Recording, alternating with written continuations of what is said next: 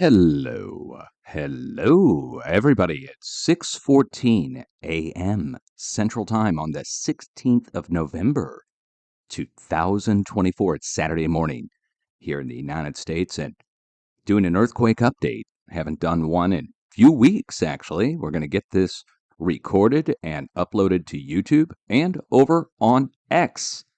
So let's get a screen capture turned on here so that we can see what I'm looking at a little bit better. And we'll start over here looking at the current large earthquake of the week so far.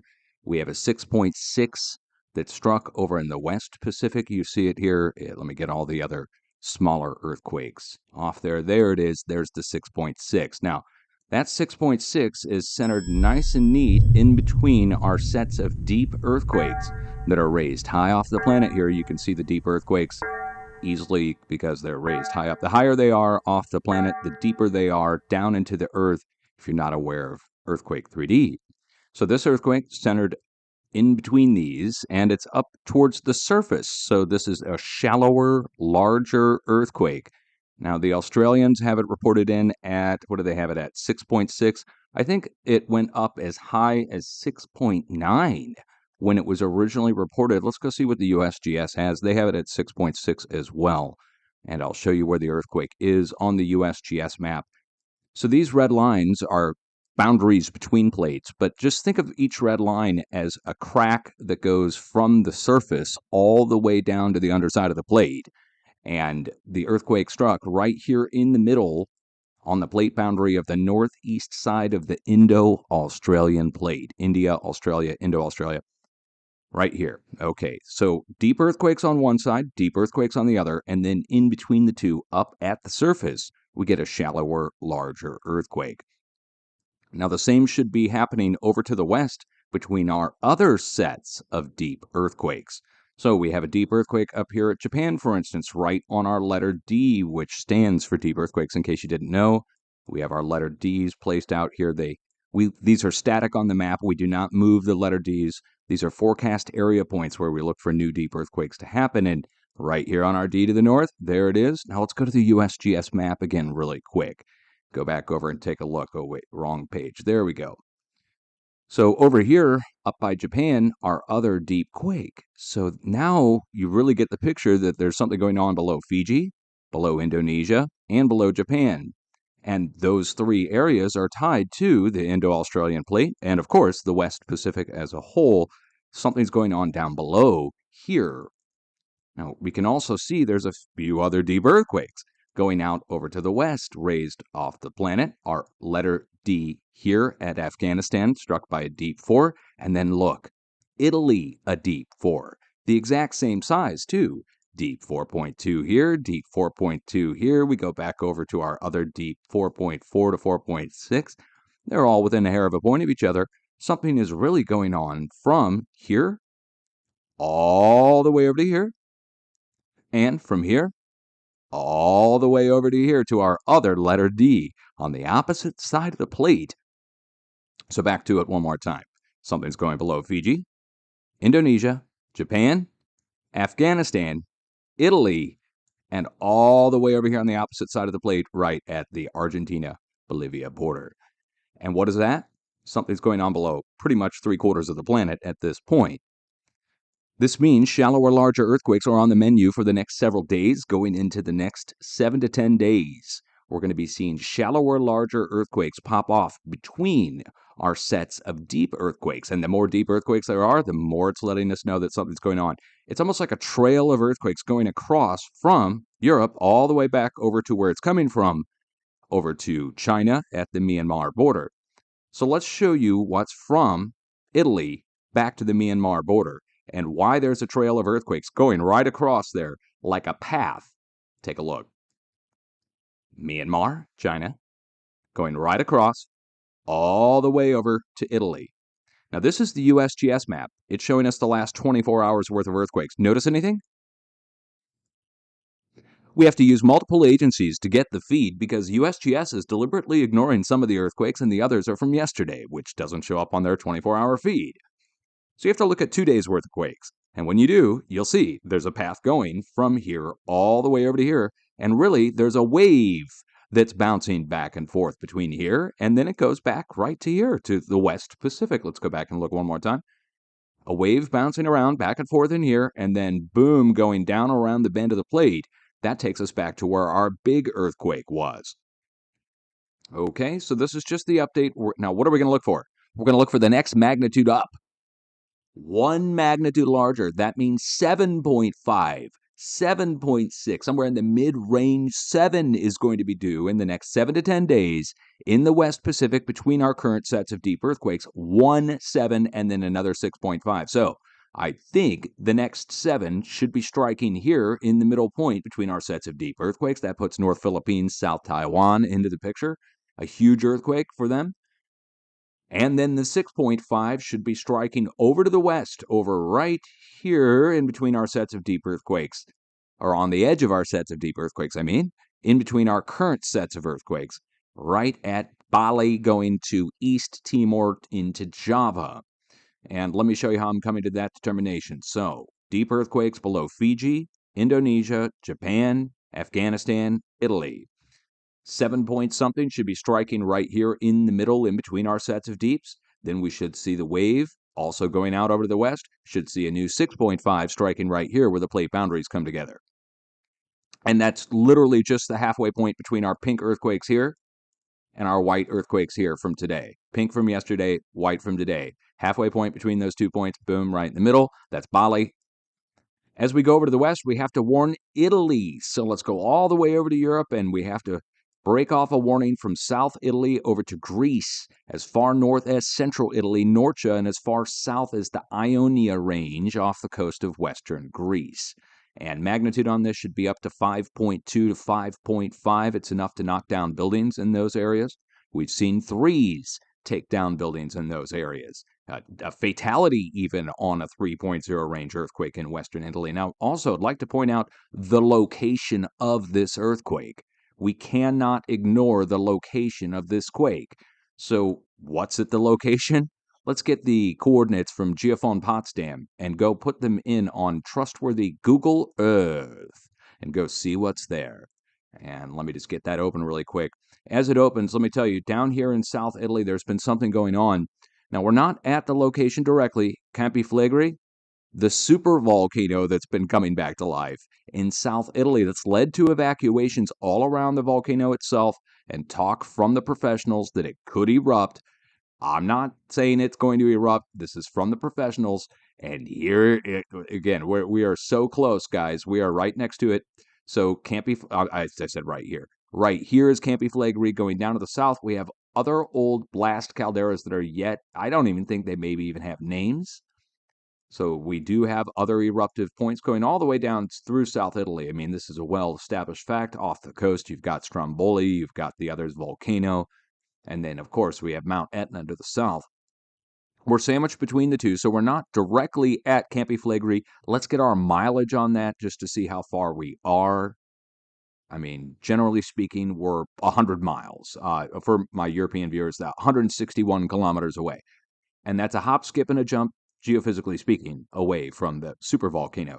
Let me put it this way. If we get a 4-point-something earthquake next to 100 miles away from Yellowstone here in the United States, I associate the earthquake with Yellowstone overall. Now, there's something else here, aside from the supervolcano. Let's go back and show you what's over in Italy.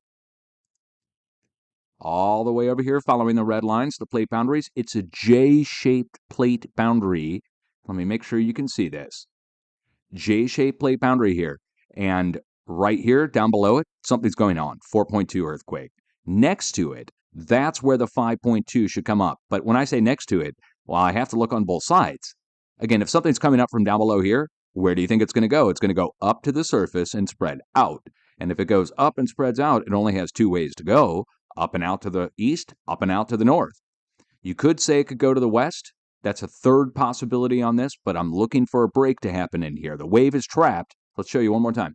The wave is trapped between China and Italy, down below in the plate, coming up to the surface here and there, but like a stepping stone path where it's coming up, it's like a wave spreading through a lake. So the halfway points between our current earthquakes are going to pop off with a greater earthquake. And so that should, a wave reflecting back into itself like a standing wave, should reflect right back into the plate boundary, and we should get a break right back behind this new deep quake. The potential exists that it could go up the plate boundary, up into Italy, and we would see our 5 strike in Italy. I'd be very surprised if we saw our 5 over to the west, over in Algeria or Tunisia or North Morocco or South Spain. If we saw it over here, I'd be surprised. I think it's reflecting back into itself. That's evidenced by the actual earthquakes over the last 48 hours. And it should go up to mid-range 5.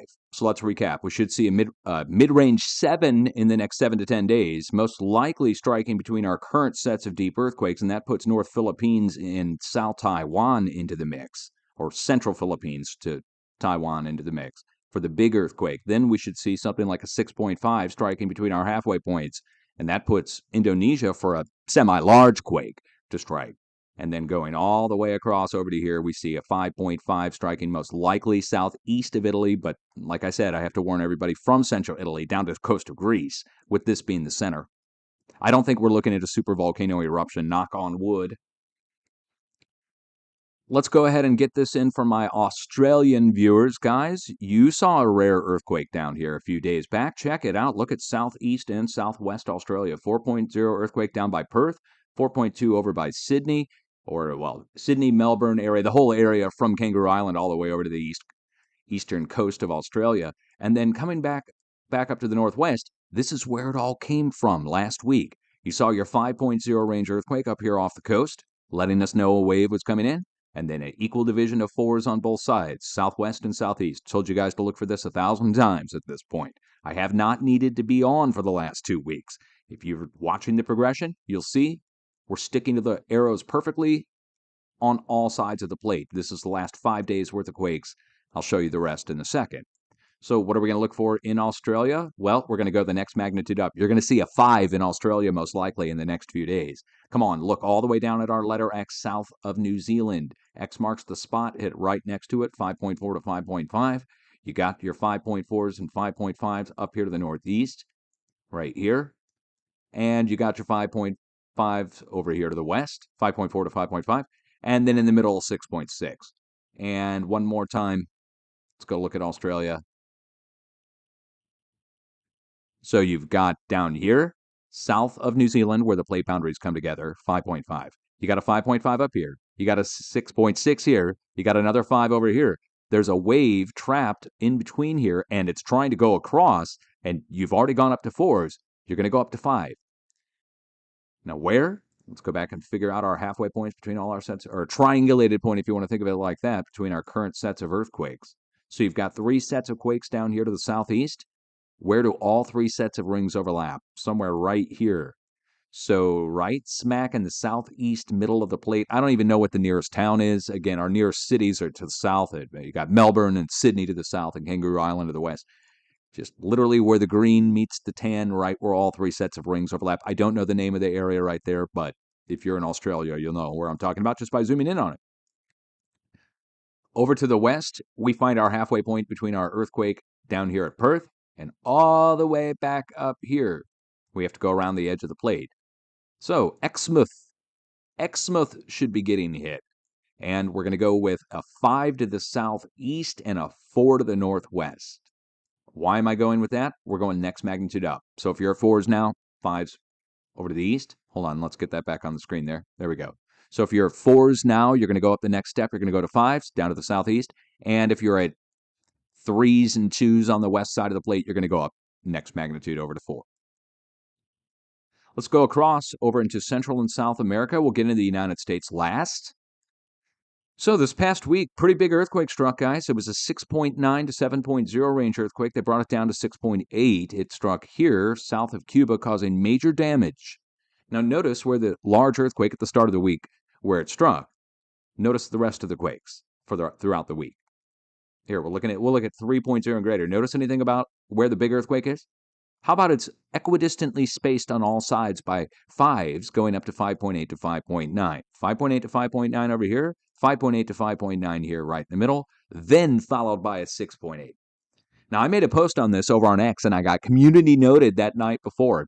When this 5.9 and this 5.8, 5.9 struck, these two earthquakes struck first, the 5.8s to 5.9s, many, many hours before. Take you over to Cuba and show you where they struck. So we had a 5.9 strike in Cuba and a 5.9 strike over in Panama. What is that? Well, you see the red lines. This is the plate boundary. One side of the plate boundary over in Cuba, 5.9, and then Panama. I think Panama was first, actually. Panama, then Cuba, 5.9s, back to back. And then a 5 to the west and a 5 to the east, equidistantly spaced. You see them here. This big earthquake was not on the screen at the time. These areas were. So when those areas all were moving, I took a screenshot of it, made a post on it, and I laughed. I posted little laughing emojis with crying laughing emojis, and all my viewers know why I'm doing that over on X. I'm not allowed to talk about earthquake forecasting, really, without getting harassed by the community for talking about it. Whatever. Anyway, took a screenshot of it, posted it in the middle of the areas where everybody who's a viewer of mine would know to watch. And then the next morning, I woke up and there's a 6.9 in the area that struck. Those were foreshocks that were striking in the area. Let's go back and look one more time. Panama to Cuba, foreshocks, 5.9s. Then next morning, boom, huge earthquake right in the middle on the plate boundary to the north. Those were warning signs ahead of time that there's a wave bouncing around in here, reflecting into itself. And when a wave reflects into itself, in a closed tank like this, think of this like a wave tank, and a wave is trapped in here, and Mother Nature is pumping more energy in from the west, from the Pacific, and it's pumping it into this tiny little wave tank, and it's building in energy as the wave is reflecting back and forth into itself. Standing waves seek out the middle points between the previous waves to come up at their next break point, if you want to call it that, and that's what happened here. So I didn't have to make posts on it. My longtime viewers knew to watch. And look at which way the arrows point. So first we had the earthquakes over here at Panama. Then we had the earthquakes over here at Cuba. Then it reflected into itself. And the middle point got hit with a huge quake. Now, since then, the white-colored earthquakes are where we've spread. So now look where it's spreading. The wave, the break, has spread over to the east. And we're getting an outbreak of 4s and 5s over in the Eastern Caribbean, over on this side. So first a break over here, wave bouncing around back and forth, builds into a larger quake, now is spreading over to the east. So we should see activity on the mid-Atlantic ridge. Look what happened today. Mid-range 5 striking down south of RX. Now this is over here, there's a volcanic island, one of the only volcanic islands that comes up above the surface out here, right in the middle of the Atlantic. That's Ascension Island. And let me just pull the coordinates on this, and we'll go put them in on, again, trustworthy Google Earth, and go see what's at the location. We'll wait for the feed to refresh here. It's important to look these things up. If you get a chance to look them up, you should look them up. Uh-oh. Looks like I just lost my internet connection for a second there. Uh-oh, are we back to that? Hey, I'm not talking about anything controversial. I'm showing you what I found over the last 15 years of research. There's no denying that there's some kind of wave going around back and forth and striking at the middle points. I just shut off my internet. Yeah, my internet's been shut off. Look, Google's been cut. Google Earth's been cut. Okay. Am I still streaming or am I completely off? It doesn't matter. Luckily, look at this. I'm recording. So it doesn't matter if my stream gets cut or my internet gets cut. I'm still on. It just says I'm on. I'm on Starlink. I'm on Starlink. All right. Well, let's try and reopen Google Earth and see if that just reconnects somehow. And if it doesn't, so be it. I'm trying to do an update for you guys to show you what's happening. Okay, it is reconnecting. Let's try this one more time. It's what happens. It's technology. You get shut off in the middle of your broadcast. Sound familiar? It's been happening a lot lately online.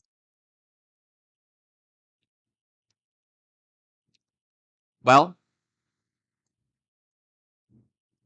it's not that there's not underwater measurements, guys. It's that it's not loading. All I'm trying to do is show you Ascension Island, which exists. It's not a big deal. I'm just showing you the earthquake is striking on the plate boundary next to Ascension Island.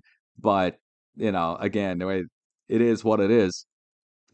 Okay, well, if that's how this update's going to go, let's just quickly go look at the United States and just tell you quickly.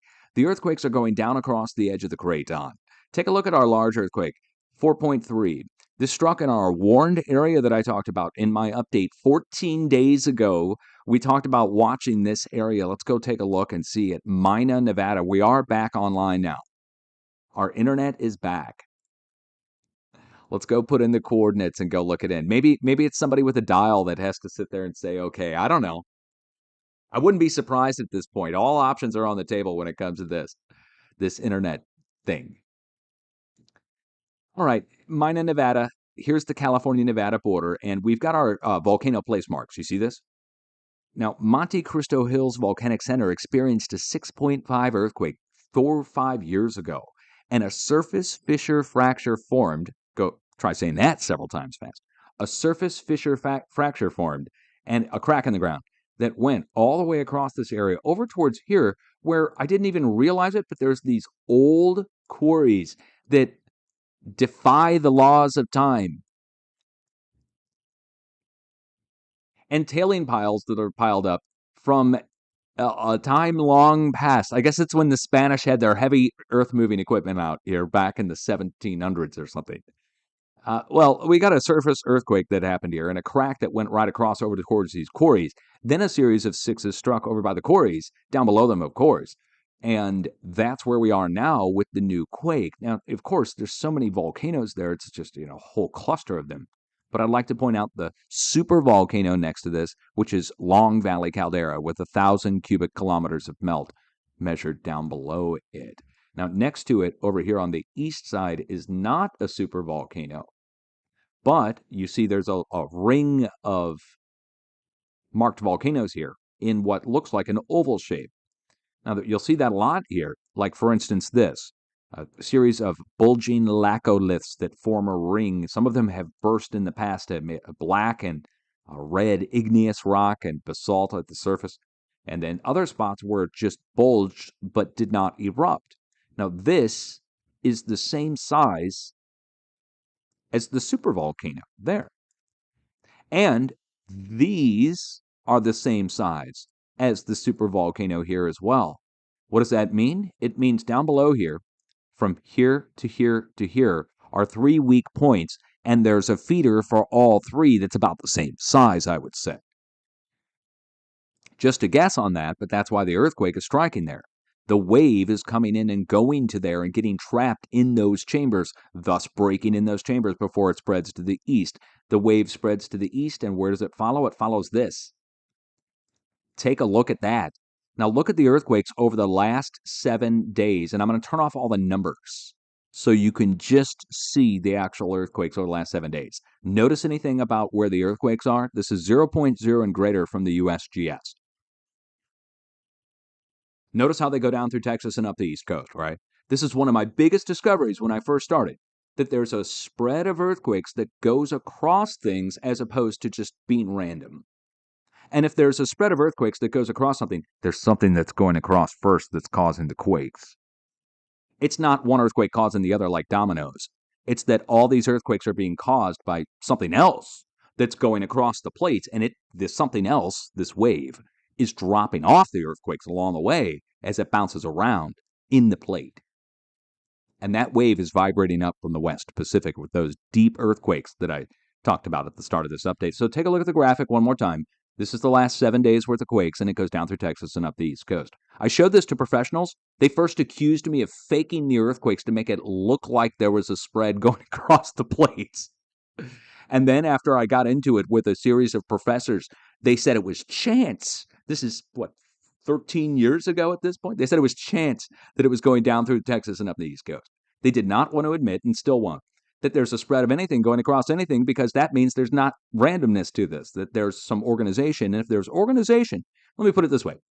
If you know that something's spreading from one spot to the next, generally speaking, and you know which way it's generally going, so to speak, and you can see that by the earthquakes that are dropped off along the way, then you can calculate where it's going to go next, much like a flood. And professionals went nuts on me for showing this. So here we are now, one more time. The spread of the earthquakes is obviously matching the edge of the craton.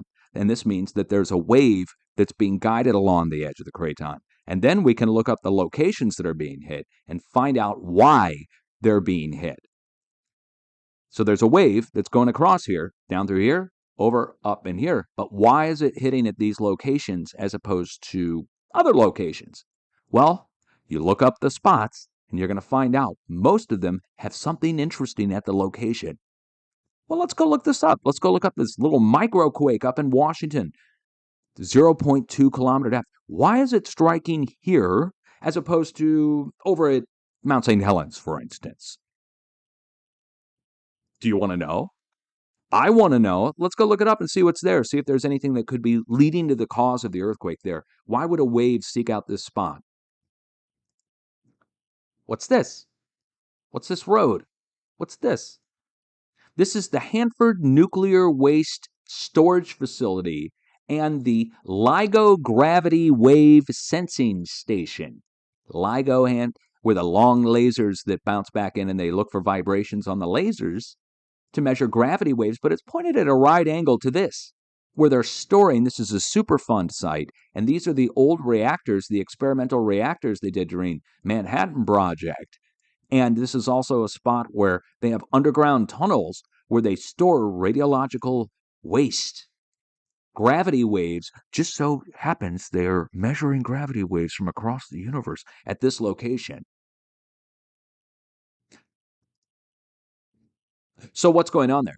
Well, very low frequency electrical, ultra low frequency, extremely low frequency, ELF, VLF, ULF in the plate. Electrical from stored radiological that's emitting electrical charge. Gets taken into the plate down in the crust. You get a small series of microquakes that break out around these locations. Also, power plants, whether they're nuclear power plants, whether they're gas, coal fire, wind, solar, we see the same thing happen next to power generation facilities, both big and small. Now, there's a line of earthquakes. You can see it. It's a diagonal line. It goes across Montana down directly into Yellowstone Park and dead ends into Yellowstone pretty much. All the earthquakes just point like an arrow almost down into Yellowstone. I'm going to turn back on something one more time. Take a look at the Craton graphic in the northwest. Up at Montana, going down into Yellowstone. The top left black arrow points right in to Yellowstone itself. Now, you'll see the Craton edge goes up into Canada, doesn't it? It's a brownish color that goes across the brown versus purple. Now, the earthquakes over the last 48 hours match that edge perfectly, do they not? So remember where the Craton edge goes. It goes down through Texas. And then we're going to go look at the earthquakes. So a line of earthquakes pointing right down, following, going this way. And look what picks up down at the bend, where the wave gets bent and twisted back up to the northeast, following it like a waveguide almost. Same-sized earthquakes, and all of these, every single one of these earthquakes across Texas, southeast Texas, west Texas, central Texas, going up into Oklahoma, every single earthquake is next to a drill point. And I'll just pull the biggest of the bunch out of these and we'll go look it up so you can see it for yourself. But the edge of the Craton has been drilled, and that's why the wave is seeking out these spots. Now, I think if humans had not drilled down where I'm about to show you here. Oh, I mentioned power plants, by the way, right? Look at all this. This is all solar power generation. But right next to like some kind of green energy write-off, this is where our drill points start for oil and gas. And we go into insane amounts of drilling. Texas is known for this. You guys, I mean, most people know about Texas being the oil and gas hub of the world, more than Saudi Arabia by far. These are all drill points for oil and gas. Now, notice, the earthquake is coming over on the edge of the Craton. Now, I think humans, with the drilling, the wave has sought out the drill points. If humans hadn't drilled, the wave would have sought out this. The giant volcanic fields down at the Mexico-Texas border, and that nobody even talks about. We don't even have a name on this one. It's Big Bend Ranch State Park, but you can see our past blast calderas, lava fields, so forth there. That's and then we have more across the Mexico border on this side. I just point that out. Again, we have huge volcanic fields across here, and Mother Nature would have sought these areas out at the bend point in the plate as opposed to the drill points. So by humans putting drill points in here, perforations in the plate that come up to the surface, Mother Nature had fracture points that came up from down below towards the surface. One led to volcanic eruptions, the other leads to earthquakes. I don't know which is better. I guess the earthquakes, right? So the wave goes down across through Texas and bent up the east, following the edge of the craton. This is not a river. This is a 1,000-foot bulge. We go up from 400-foot elevation here to 1,400-foot elevation here. And we're 400-foot elevation here, and we're 1,400-foot elevation over here. All the way around, bending back up and going back up the craton. This way, the Continental Divide, through back up to our earthquakes in the northwest. So you can literally trace the earthquakes going back up to the northwest. Like I said, every single spot's a different drill point. Do I need to show you Midland, Texas, where George Bush is from? There's so many there. It's a million drill points across the area. I could just literally just glide my mouse over the area and show it to you. Let's do that really quick just to prove it to you. We'll go back down to Midland, Texas. Right through here. See, there's Midland. Going from Fort Stockton to Midland. I'm just going to zoom in randomly in the middle. Now, at this level, it kind of looks like farm fields, which I guess it was at some point, but you see all the little specks on the ground? Every single one of these is a different drill point for oil and gas. I'm not against oil and gas at all. It's just, this is why they're getting hit. They're drill points. There's a whole bunch of them, perforations on the surface. You see how many there are, and the wave is coming down and trying to go across, and it's finding those. It's seeking out a path of least resistance to release some of the energy up out of the plate. By the time some of the energy does release, it gets up to Oklahoma, and we're at the Oklahoma-Kansas border. Now, keep in mind the energy is coming in from the northwest, so it's trying to go down, around, and over. And we get the biggest of the bunch, striking from the northwest, a 3.1 at the Oklahoma-Kansas border, which I will pull the coordinates on next. Uh-oh. It looks like I lost my internet again. Boy, I all of a sudden, what do we got? We got one of those high-power military balloons in between me and the Starlink satellite all of a sudden? Is that what's going on? You got to be kidding me, man. Seriously, look, it just died. Whole thing just froze and died. Wait, is it frozen? All right, let's try it again. Let's try it again. Oh, now it's back. All of a sudden, having a lot of technical issues between me and the satellite. I have unobstructed straight to space. Okay. People tell me when this used to happen, when I was live on my landline, people used to try and say it was people's cars hitting drunk drivers at night and stuff, like check your router, Dutch, that kind of gaslighting me on my shutdowns. All right, I'm trying to show you oil pumping operations. They're going to freaking shut me off, right? This happens so many times. Now, and again, I'm not going off on oil and gas. It's not their fault. It's not the oil and gas company's fault. They're not even doing anything wrong. It's a wave going through the plate that would have sought out these spots anyways. I'm not trying to defend the oil companies either. But it would have already struck here anyways. Look at all the folds and bends in the plate. And let me show you. Right next to it, if humans hadn't drilled in, look what's here. Old volcanoes, Crater of Diamonds State Park. So Mother Nature used to seek these spots out and break with a volcano or a huge earthquake, and all these perforation points are just the wave is seeking out those spots as the wave is spreading across the plate. So it's not the oil pumping operation and gas pumping operation causing the earthquake. It's that it's, well, like a precipitating factor. It's like putting a cutout area in the side of a river and then it fills up with water. I mean, we're not shocked when that happens. So the wave comes down through Texas, goes up to the northeast. Right here at the bend point in the plate, we're going to turn on the Craton graphic one more time. Look at Oklahoma and Arkansas, where the J-shaped bend in the rusty brownish color there goes down and around back through Oklahoma. And then we get to the N-shaped bend in the plate here for the New Madrid seismic zone. Pretty easy to remember that there's an N-shaped bend in the plate here.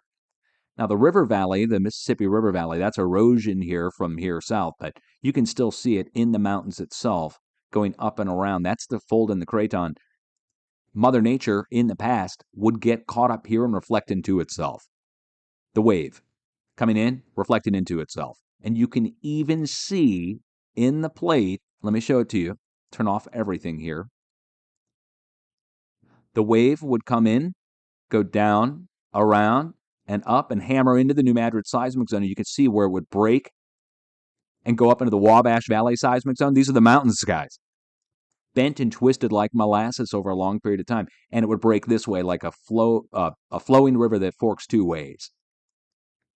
So this wave coming in, goes down, hits the drill points in Texas, goes back up, hits the drill points in Oklahoma, is forced over to the east, the wave is, by the edge of the craton, and it gets over to the New Madrid seismic zone, where it reflects into itself, and it builds in this area, and that's why you got volcanoes down here, where it's going to reflect back. And now, some of the energy tries to make its way up the East Coast. And what happened over the past several days? Let's go back and take a look. Look at that. A line of earthquakes going on the edge of the craton up the East Coast.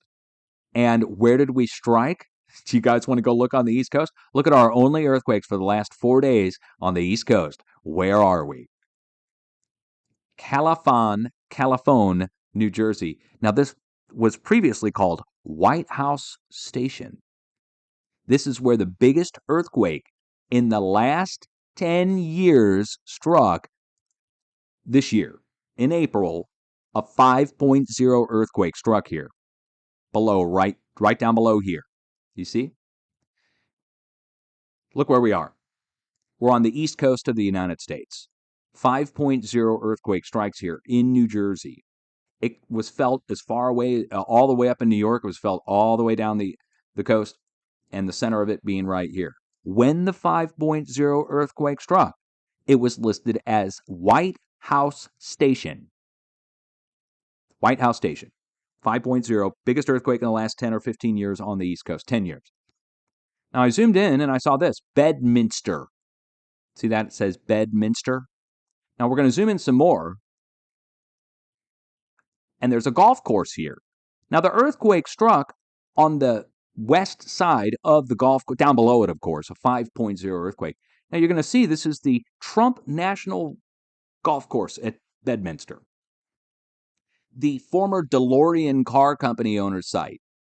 The DeLorean guy with the Back to the Future car, he previously owned the estate, and then Donald Trump bought it. And then we get our biggest earthquake on the East Coast in the last 10 to 15 years, and it strikes below Trump's golf course on this side. I was the only person to make note of the earthquake below Trump's golf course to date. I have not found any videos or any post. If you find them, you can correct me on this, but I looked. Nobody talking about it. I was the only person. Really freaky. Because it's the biggest earthquake in the last 10 years, below Trump's golf course. Then the earthquake spread. That was in April. May, June, July, August. Boom, boom, boom, boom, boom. Earthquakes going over to Hell Mountain Preserve over here. And the USGS changed the location triangulation from being White House Station to this Califone location. Now, Hell Mountain Preserve, back over to Trump's golf course. Let's get our mile measurement on here just to see how far we're talking in, well, here's kilometers. We're 6 kilometers or 4 miles total distance from the actual golf course. And the original 5 striking somewhere, or at least reported somewhere right in here. So we're talking about 2 to 4 miles distance and going on somewhere down below here between Hell Mountain Preserve and Trump's golf course.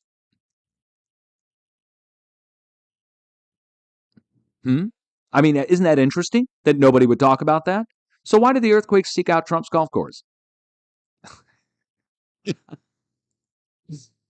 Again, we get into a troubling concept of very low frequency, ultra low frequency, blasting in the plate, hiding of earthquakes, all kinds of shady stuff that we don't want to talk about, right? But I have to tell you, because I look up the quakes and find out these locations, I was really weirded out when I found out that nobody wanted to talk about the earthquake below Trump's golf course. Now we're going to go over to the New Madrid seismic zone here. I just pulled the earthquakes on the New Madrid. I just want to see what is at the New Madrid seismic zone actual location. There may not be anything directly here at the spot, but just to back it out, show you where we are. Here we are. We're in North America. Wait, borders and labels are turned on here.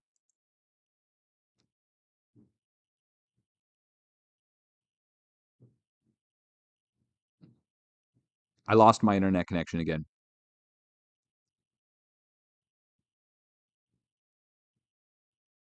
Lost my internet connection again. All right. Okay. Seriously, I'm not joking. My download just got cut again. I don't know if my upload is on or not, but Google has just crashed again. We don't have borders and labels now. Okay.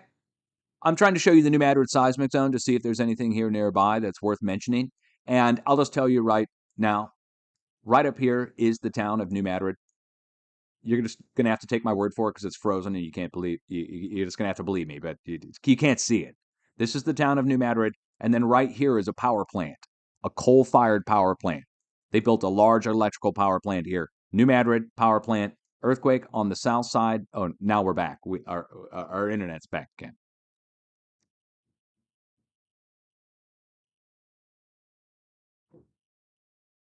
We'll just wait for it to load. So this is a power plant, coal-fired power plant. Nothing against the power plant. Very low frequency, down in the plate, passing through the edge of the craton. All right, we're having enough internet problems all of a sudden using Starlink that I would need to plug in my land-based fiber to be able to do a quick seismic update to show you the earthquakes in the United States. And notice that the internet gets cut when it's the United States earthquakes, and I'm talking about things around the rest of the planet, and everything works just fine. Not trying to complain too hard, but this is what censorship looks like when you're on the shutdown list. And I am on that list, certainly 100%.